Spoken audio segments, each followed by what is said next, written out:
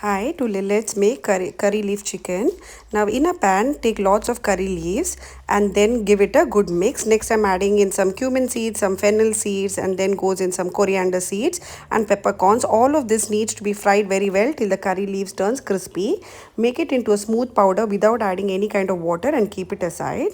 Now in the same pan, I'm adding in some oil and I'm adding in some sliced onion. Now give it a good mix. The onions needs to be fried really very well till the raw smell goes and the onion turns slightly brown.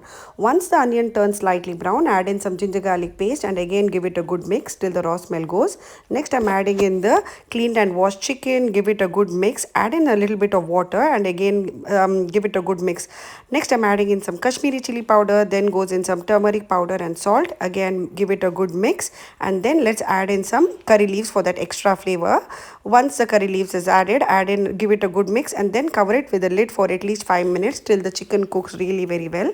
Once you feel the chicken is cooked, give it a good mix. Next let's add in some slit green chilies. Now this green chilies, if you like it to be more spicy, you can add in more slit green chilies. Now I'm adding in the curry leaves powder which we have made previously.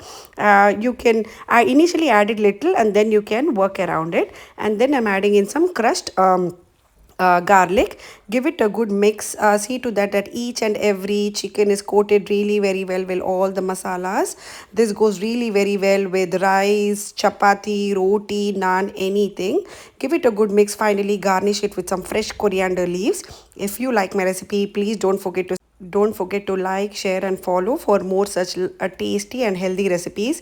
People who don't love curry leaves and whoever picks and keeps it aside, trust me, you will definitely love this. Yeah, enjoy your chicken with some hot rice or naan. As I always say, enjoy your food and enjoy.